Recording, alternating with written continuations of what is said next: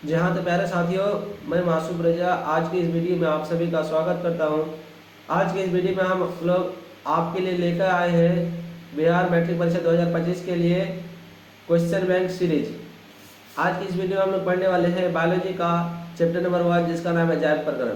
ठीक है, इस चैप्टर का जो पहला भाग है उसका नाम है पोषण। पोषण से जितने भी ऑब्जेक्टिव प्रश्न पूछे गए हैं पिछले 10 सालों में, आज उन्हीं ऑब्जेक्टिव प्रश्नों को आज हम लोग हल करने वाले हैं और कॉन्सेप्ट के साथ पढ़ने वाले हैं। तो वीडियो के में बने रहिए मेरे साथ। आप लोग को बहुत ही अच्छे तरीके से मैं समझाने की कोशिश करूंगा और आप लोग भी बहुत ही मेहनत करके एग्जाम की तैयारी करेंगे। तो चलिए आज का हम लोग प्रश्न शुरू करते हैं। तो आज का हमारा पहला प्रश्न है कि प्रकाश संश्लेषण क्रिया में ऑक्सीजन बाहर निकलता है। प्रकाश संश्लेषण क्रिया में ऑक्सीजन बाहर निकलता है किससे? प्रकाश संश्लेषण क्रिया में ऑक्सीजन बाहर निकलता है किससे? पहला ऑप्शन है जल से, दूसरा है CO2 से, तीसरा ग्लूकोज से और 4 नंबर क्या है? डिक्टियोसोम से। ठीक है, तो इसका आंसर क्या होगा? पहला ऑप्शन क्या है? जल से, दूसरा कार्बन डाइऑक्साइड से, तीसरा ग्लूकोज से। देखिए, प्रकाश संश्लेषण क्रिया में जो ऑक्सीजन बाहर निकलता है वो किससे निकलेगा? वो जल से निकलता है। ठीक है, प्रकाश संश्लेषण क्रिया में ऑक्सीजन बाहर निकलता है किससे? जल से। जैसे मान लीजिए 6CO2 प्लस क्या होगा? 6H2O। उसके बाद क्लोरोफिल परमाणु की उपस्थिति में, सूर्य के प्रकाश की उपस्थिति में क्या होता है? ग्लूकोज बनता है C6H12O6 ग्लूकोज बनता है। उसके बाद क्या बनता है? O2 बनता है, 6O2। ठीक है, तो इसमें क्या होगा कि यहाँ पे जो हमारा H2 है, जल है, तो इसी से हमारा क्या हो गया, आगे चल के ये ऑक्सीजन अलग हो जाता है। ठीक है, जल से हमारा क्या होता है? ऑक्सीजन अलग होता है। तो प्रकाश संश्लेषण की क्रिया में ऑक्सीजन किससे बाहर निकलता है? तो इसका सही आंसर हो जाएगा जल से। प्रकाश संश्लेषण क्रिया में ऑक्सीजन किससे बाहर निकलेगा? जल से। उसके बाद दूसरा नंबर क्वेश्चन है ग्वाइटर अथवा घेगा पनपता है। ग्वाइटर अथवा घेगा पनपता है किससे? ग्वाइटर अथवा घेगा किससे पनपता है? ठीक है, तो इसका ऑप्शन है कि पैरामीशियम, अमीबा, यूग्लिना और चीनी की कमी से, रक्त की कमी, आयोडीन की कमी से या मोटापा की कमी से। देखिए, ग्वाइटर अथवा घेगा ये जो है ये क्या होते हैं? ये जो है ये बीमारी होते हैं। ग्वाइटर और घेगा क्या होते हैं? ये बीमारी होते हैं जो किसकी कमी से होते हैं? जो आयोडीन की कमी से होते हैं। किसकी कमी से होते हैं? आयोडीन की कमी से होते हैं। ग्वाइटर अथवा घेगा किसकी कमी से होते हैं? आयोडीन की कमी से होते हैं। देखिए, गला में हमारा कौन सा ग्रंथि होता है? थायराइड ग्रंथि। थायराइड ग्रंथि से क्या निकलता है? Thyroxine hormone. तो थायरॉक्सिन हार्मोन बनने के लिए क्या चाहिए? आयोडीन चाहिए। जब आयोडीन हमको पूरा नहीं मिल पाता है तो क्या हो जाता है? वो घेगा, गला फूल जाता है, जिसको हम लोग क्या बोलते हैं? ग्वाइटर अथवा घेगा बोलते हैं। ठीक है, उसके बाद हम अगला क्वेश्चन देखते हैं कि कूटपाद किसमें पाया जाता है? कूटपाद किसमें पाया जाता है? ठीक है, तो इसका ऑप्शन है पैरामीशियम, अमीबा, यूग्लिना या इनमें से कोई नहीं। देखिए, कूटपाद जो है किसमें पाया जाता है? कूटपाद अमीबा में पाया जाता है। कूटपाद किसमें पाया जाता है? अमीबा में पाया जाता है। कैसे? देखिए, कूटपाद होता क्या है? अमीबा का आकार तो निश्चित नहीं होता है। देखिए, ये कोई अमीबा ले लें, अमीबा का आकार निश्चित नहीं होता है। जब भोजन इसके बगल में आती है तो ये क्या हो जाते हैं? इस प्रकार नुकीला संरचना बनाती है, जिसको हम लोग क्या बोलते हैं? कूटपाद बोलते हैं। और इसी द्वारा भोजन को पकड़ के क्या अपनी ओर ग्रहण कर लेता है। ठीक है, तो इसको हम लोग क्या बोलते हैं? कूटपाद बोलते हैं। कूटपाद किसमें पाया जाता है? अमीबा में पाया जाता है। उसके बाद अगला क्वेश्चन है कि मंड परीक्षण के लिए हरी पत्ती पर आयोडीन डालने से पहले पत्ती अल्कोहल में उबाला जाता है। मंड परीक्षण के लिए हरी पत्ती पर आयोडीन डालने से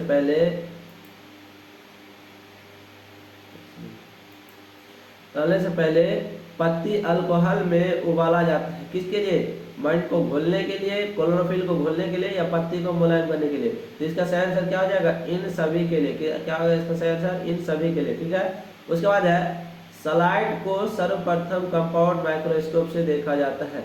जो देखिए, सलाइड जो होता है ना, जो जैसे कोई ब्लड जांच करता है, ठीक है, तो उसको क्या होता है? सलाइड पर रख के उसको माइक्रोस्कोप से देखा जाता है। तो सबसे सर्वप्रथम कंपाउंड माइक्रोस्कोप से देखा जाता है कितना गुना जूम करके? तो 10 गुना जूम करके। कितना गुना जूम करके? 10 गुना जूम करके। उसके बाद हमारा अगला क्वेश्चन है ग्लूकोज के एक अणु में ऑक्सीजन के कितने परमाणु होते हैं? ग्लूकोज के एक अणु में ऑक्सीजन के कितने परमाणु होते हैं? देखिए, जैसे मान लीजिए एक ग्लूकोज बना, ठीक है, C6H12। वो क्या होता है? ग्लूकोज का फार्मूला होता है तो इसमें जैसे ये ग्लूकोज बना, ग्लूकोज का एक भाग है, लेकिन ऑक्सीजन के कितने परमाणु हुआ? ऑक्सीजन का कितना परमाणु होता है? 6 परमाणु होता है। ग्लूकोज के एक अणु में ऑक्सीजन कितने परमाणु? 6 परमाणु होते हैं। कितना परमाणु हो जाएगा इसका सही आंसर? 6 परमाणु। दांतों को साफ करने के लिए दंत मंजन पराया क्या होता है? क्षारीय, अम्लीय, लवणीय, इनमें से कोई नहीं। ठीक है, दांत को साफ करने के लिए जितने भी दंत मंजन होते हैं वो क्या होते हैं? क्षारीय होते हैं। क्या होते हैं? वो क्षारीय होते हैं। उसके बाद है सभी हरे पौधे होते हैं। सभी हरे पौधे होते हैं, क्या होते हैं? स्वकोशी, मृतकोशी, परजीवी या इनमें से सभी। देखिए जितने भी हरे पौधे होते हैं वो क्या होते हैं? जितने भी हरे पौधे होते हैं वो क्या होते हैं? स्वपोषी होते हैं। जितने भी हरे पौधे होते हैं क्या होते हैं? वो स्वपोषी होते हैं। स्वपोषी का मतलब ये अपना भोजन स्वयं तैयार करते हैं। ठीक है, ये अपना भोजन स्वयं तैयार करते हैं। और मृतकोशी में जो होते हैं वो जितने भी जीव होते हैं सड़े गले चीजों पर निर्भर रहते हैं, उसको मृतकोशी कहते हैं। और आपका हो गया परजीवी। परजीवी क्या होता है कि दूसरे के शरीर में रहकर अपना भोजन प्राप्त करता है। लेकिन हरे पेड़ पौधे क्या करते हैं? वो अपना भोजन खुद तैयार करता है। सूर्य के प्रकाश और क्लोरोफिल की उपस्थिति में क्या करता है? वो अपना भोजन बनाता है। ठीक है, उसके बाद अगला क्वेश्चन है निम्नलिखित में से कौन एक उभयलिंगी जंतु है? निम्न में से कौन एक उभयलिंगी जंतु है? उभयलिंगी का हम लोग क्या बोलते हैं? द्विलिंगी भी बोलते हैं। उभयलिंगी का हम क्या बोलते हैं? द्विलिंगी भी बोलते हैं। ठीक है, तो कौन होगा? केचुआ, मछली, शेर या बकरी? ठीक है, तो जैसे देखिए शेर का शेर नहीं होता है, ये तो एक लिंगी हो गया। बकरी का क्या होता है? बकरा होता है। उसके बाद मछली भी क्या होता है? ये एक लिंगी होता है। लेकिन केचुआ जो क्या होते हैं? उभयलिंगी जंतु है। केचुआ क्या है? उभयलिंगी जंतु है। उसके बाद अगला क्वेश्चन है हमारा कि अमीबा अपना भोजन कैसे पकड़ता है? अमीबा अपना भोजन कैसे पकड़ता है? ठीक है, इसका ऑप्शन ये क्या? स्पर्शक द्वारा, जीभ द्वारा, फुटपाथ द्वारा या मुंह द्वारा। पिछले क्वेश्चन में हमने बताया कि अमीबा अपना भोजन कैसे पकड़ता है? फुटपाथ के द्वारा। अमीबा अपना भोजन कैसे पकड़ता है? फुटपाथ के द्वारा। उसके बाद अगला क्वेश्चन है आयोडीन की कमी से कौन सा रोग होता है? आयोडीन की कमी से कौन सा रोग होता है? तो ऑप्शन है क्या? घेघा, मधुमेह, स्कर्वी या एड्स। तो आयोडीन की कमी से कौन सा रोग होता है? घेघा नामक रोग होता है। आयोडीन की कमी से कौन सा रोग होगा? घेघा नामक रोग होगा। देखिए ये जितने भी क्वेश्चन है ये क्वेश्चन बैंक है। ठीक है, और इसमें जो है सभी क्वेश्चन बार बार पूछे गए हैं। जैसे 9 नंबर क्वेश्चन देखिए कि उभयलिंगी है, तो ये कितने बार पूछे गए? 2014 में पूछे गए, 2019 में पूछे गए और 2020 में पूछे गए। तो अगर आप इनको पढ़ लीजिएगा तो आपका जैसे मान लीजिए इससे जो है 5 नंबर तो आज का इस वीडियो से फिक्स है। आपका 5 नंबर आना ही आना है, 5 क्वेश्चन आना ही आना है। ठीक है, तो चलिए 12 नंबर क्वेश्चन देखते हैं। किसकी उपस्थिति के कारण पौधे का रंग हरा होता है? किसकी उपस्थिति के कारण पौधे का रंग हरा? देखिए ऑप्शन है क्लोरोफिल, ल्यूकोप्लास्ट, फाइटोक्रोम या इनमें से कोई नहीं। देखिए क्लोरोफिल जो होते हैं, क्लोरोफिल को उपस्थिति के कारण क्या होते हैं? पौधे का रंग क्या होते हैं? हरा होते हैं। क्लोरोफिल को उपस्थिति के कारण पौधे का रंग क्या होते हैं? हरा होते हैं। ठीक है, उसके बाद अगला क्वेश्चन है हाइड्रा में क्या पाया जाता है? हाइड्रा में क्या पाया जाता है? ठीक है, हाइड्रा एक जीव है जिसमें क्या जनन, आलिंगिक जनन होता है। किसके द्वारा? मुकुलन विधि द्वारा। ठीक है, तो हाइड्रा में क्या पाया जाता है? मस्तिष्क तो नहीं पाया जाता है, तंत्रिका भी नहीं पाया जाता, मुंह भी नहीं पाया जाता। हाइड्रा में क्या पाया जाता है? हाइड्रा में आपका क्या पाया जाएगा? स्पर्शक पाया जाता है। हाइड्रा में क्या पाया जाता है? स्पर्शक पाया जाता है। उसके बाद अगला क्वेश्चन है ग्लूकोज का रासायनिक सूत्र क्या होगा? C2H5OH, C6H6O6, C6H12O6, C6H6। तो ग्लूकोज का रासायनिक सूत्र क्या होगा? तो C6H12O6, C6H12O6 क्या हो जाएगा? ग्लूकोज का रासायनिक सूत्र C6H12O6, C6H12O6। ग्लूकोज का रासायनिक सूत्र क्या हो जाएगा? C6H12O6, C6H12O6। उसके बाद हम अगला क्वेश्चन देखते हैं। हमारा अगला क्वेश्चन क्या है कि अमीबा में अधिकांश पोषण कैसा होता है? अमीबा में अधिकांश पोषण कैसा होता है? देखिए शाकाहारी ऑप्शन है, अंतर्ग्रहण, सर्वाहारी या स्वपोषी। देखिए अमीबा एक जीव है, एक लिंगी जीव है जो क्या स्वपोषी भी नहीं होते हैं, सर्वाहारी भी नहीं होते हैं और क्या शाकाहारी भी नहीं होते। ये क्या करते हैं? भोजन को अंतर्ग्रहण करते हैं। क्या करते हैं? भोजन को अंतर्ग्रहण करते हैं, डायरेक्ट अपने कोशिका द्वारा अंदर कर लेते हैं। ठीक है, जो हम लोग में क्या होता है कि ये पहले मुंह में डालते हैं, उसके बाद फिर जाता है, अगर से होते हैं केस में पेट में जाता है। तो अमीबा में अधिकांश पोषण कैसा होता है? अंतर्ग्रहण होता है।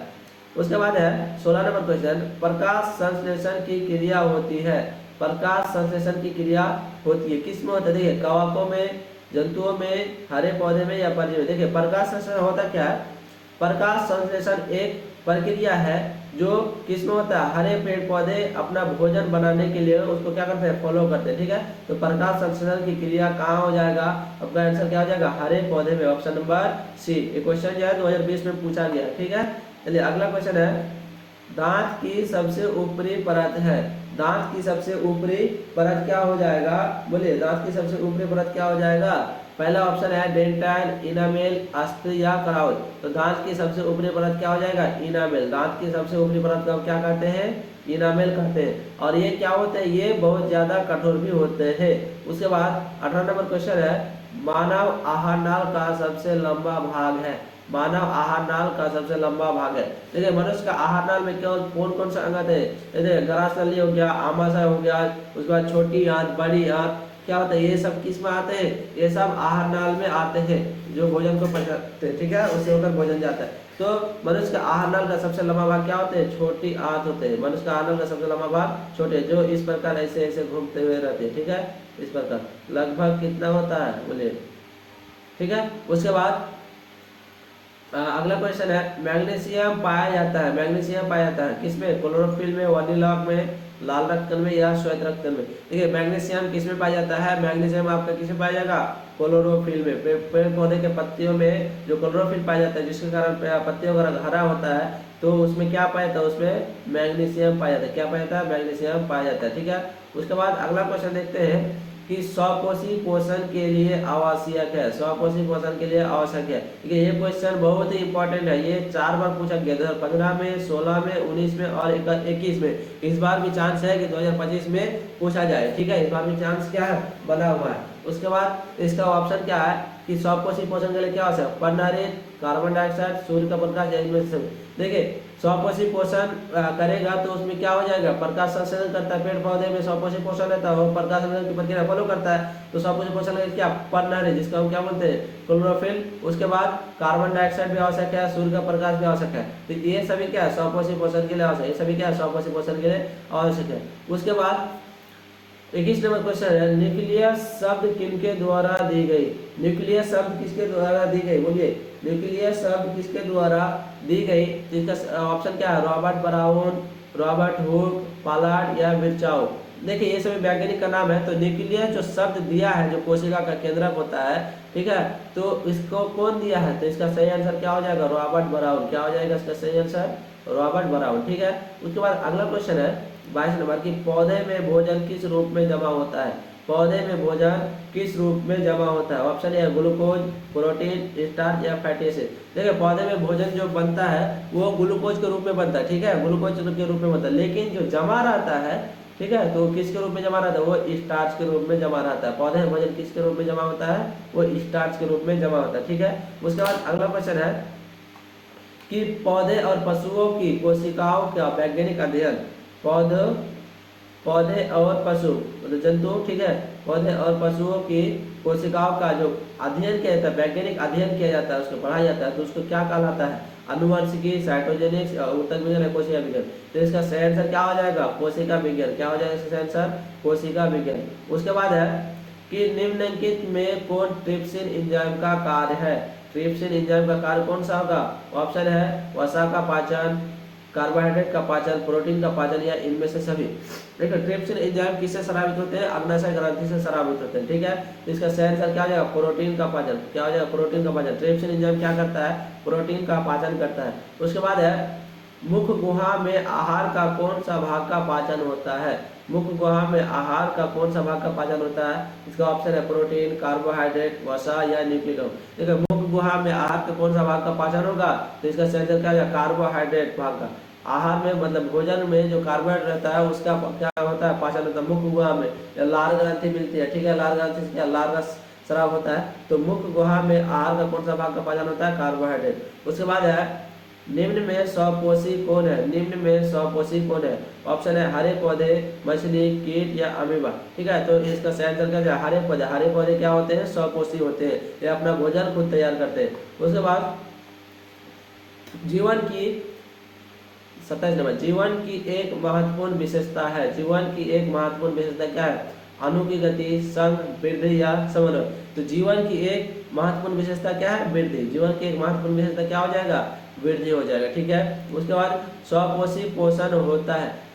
अच्छा एक बात आप नोटिस कीजिए कि इसमें जो है ना, जैसे स्वपोषी पोषण वाला कितना बार पूछा गया है, ठीक है, ज्यादा कुछ नहीं है, बस इसको क्वेश्चन घुमा फिरा के थोड़ा पूछा गया, ठीक है।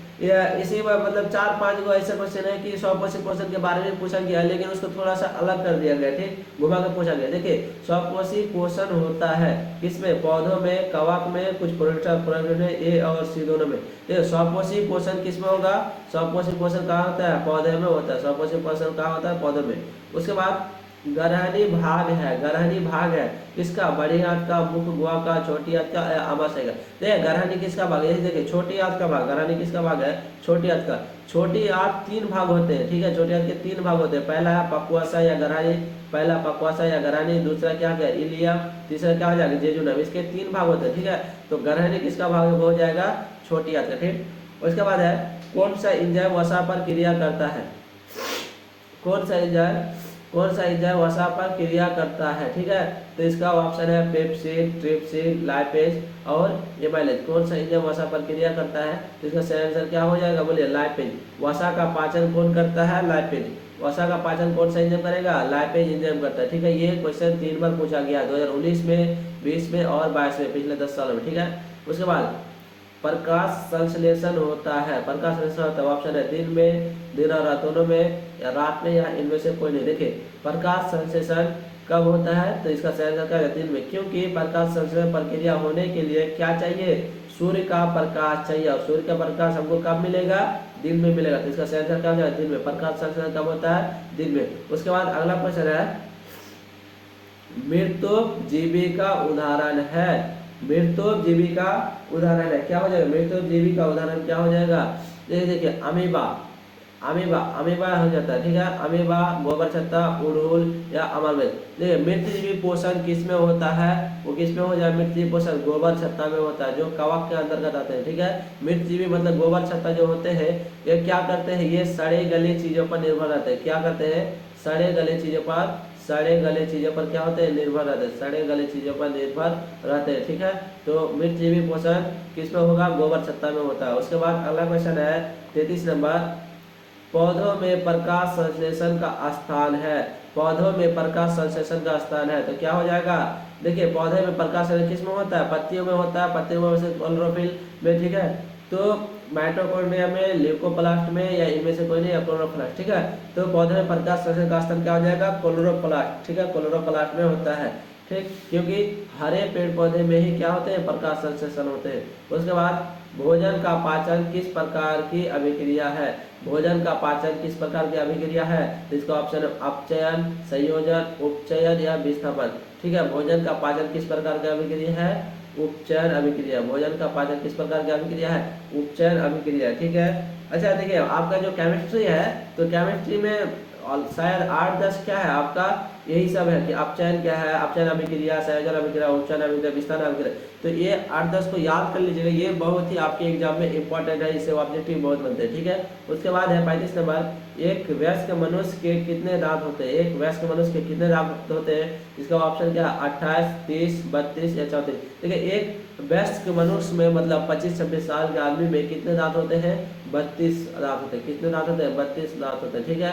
उसके बाद क्लोरोफिल वर्णक का रंग है, देखिए क्लोरोफिल वर्णक का रंग क्या होता है, ऑप्शन है हरा, नीला, लाल या सफेद। तो क्लोरोफिल वर्णक का रंग क्या हो जाएगा, हरा। क्लोरोफिल के कारण क्या होते हैं, पत्तियों का रंग क्या होते हैं, हरा होते हैं। उसके बाद कवक में पोषण की कौन सी विधि पाई जाती है, कवक में सूक्ष्म जीवों के 4 प्रकार होते हैं, ठीक है। उसमें से एक भाग है कवक। कवक जो होते हैं तो उसमें कौन सा पोषण होता है, इसका ऑप्शन है मृतजीवी, समभोजी, स्वपोषी या इनमें से कोई नहीं। देखिए ये क्वेश्चन बहुत इंपॉर्टेंट है, 2024 में पूछा गया, 14 में, 2019 में, 2023 में आया, ठीक है। तो कवक में पोषण की कौन सी विधि होती है, मृतजीवी विधि होती है, ठीक है। तो ये क्या होते हैं, ये सड़े गले चीजों पर क्या रहते हैं, निर्भर रहते हैं, ठीक है। उसके बाद अगला क्वेश्चन है कि पित्तरस कहाँ से स्रावित होता है, पित्तरस जो है वो कहाँ से स्रावित होता है, ऑप्शन है यकृत, मुख गुहा, आमाशय या छोटी आंत। देखिए मुख गुहा से क्या होते हैं, मुख गुहा से क्या होता है, लार ग्रंथि होते हैं, लार ग्रंथि का लार रस का स्राव होता है। उसके बाद क्या छोटे हाथ से भी किसी प्रकार के रस की स्राव नहीं होती है, ठीक है। उसके बाद आपका आमाशय में भी क्या होता है, एसिड एसिड का स्राव होता है, जठरस का स्राव होता है। लेकिन जो पित्तरस होते हैं, पित्तरस का स्राव कहाँ से होता है, यकृत से होता है। पित्तरस का स्राव कहाँ से होता है, यकृत से होता है। तथा ये रस जो है कहाँ जमा रहते हैं, ये रस कहाँ जमा रहते हैं, पित्ताशय में जमा रहते हैं, ठीक है। ये रस कहाँ जमा होते हैं, पित्ताशय में जमा रहते हैं। उसके बाद आपका 39 नंबर क्वेश्चन है कि गोबर छत्ता है, गोबर छत्ता क्या है, ठीक है। तो उसका ऑप्शन है मृतजीवी, परजीवी और स्वपोषी या एक सवाल। ठीक है, पिछले क्वेश्चन में हमने पढ़ा कि गोबर छत्ता क्या है। गोबर छत्ता एक मृतजीवी का उदाहरण है, मृतजीवी पोषण करते हैं। गोबर छत्ता क्या करते हैं, मृतजीवी पोषण करते हैं और ये सड़े गले चीजों पर क्या रहते हैं, निर्भर रहते हैं, ठीक। उसके बाद 40 नंबर क्वेश्चन है दूध से दही बनने में कौन सी अभिक्रिया होती है। ये दूध से दही बनता है तो कौन सा अभिक्रिया होता है, इसका ऑप्शन है अपघटन, उत्सर्जन, प्रकाश या किण्वन। तो दूध से दही बनने में कौन सी अभिक्रिया होती है, किण्वन अभिक्रिया। दूध से दही बनने में कौन सी अभिक्रिया होती है, किण्वन अभिक्रिया होती है। ये दारू, जैसे मान लीजिए दारू भी बनाए जाते हैं, वो किस प्रक्रिया द्वारा, यही सब प्रक्रिया द्वारा, ठीक है।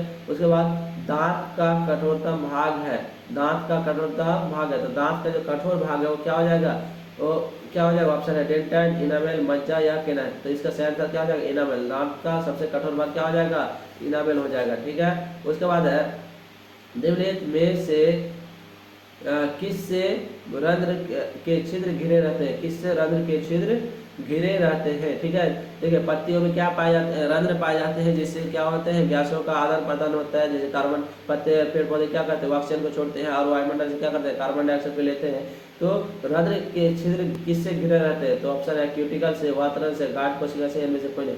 तो रंध्र के छिद्र किससे घिरे रहते हैं, गांठ कोशिका से। किससे घिरे रहते हैं, गांठ कोशिका से। उसके बाद है आपका अगला क्वेश्चन है 43 नंबर कि निम्न में से किस रंग की प्रकाश किरण प्रकाश संश्लेषण के लिए सबसे ज्यादा प्रभावी है। किस रंग की प्रकाश किरण प्रकाश संश्लेषण के लिए सबसे ज्यादा प्रभावी है, बोलिए। या निम्न में से किस रंग की प्रकाश किरण प्रकाश संश्लेषण के लिए सबसे अधिक प्रभावी है, ठीक है। तो क्या हो जाएगा, ऑप्शन है आपका हरा, नीला, पीला या लाल। देखिए सूर्य के प्रकाश में क्या होते हैं, लाल भी होते हैं, पीला भी होते हैं, ठीक है। तो प्रकाश किरण जो प्रकाश संश्लेषण के लिए सबसे ज्यादा प्रभावित करेगा तो कौन सा करेगा, लाल रंग के प्रकाश करेगा। कौन करेगा, लाल रंग की प्रकाश करेगा, ठीक है। उसके बाद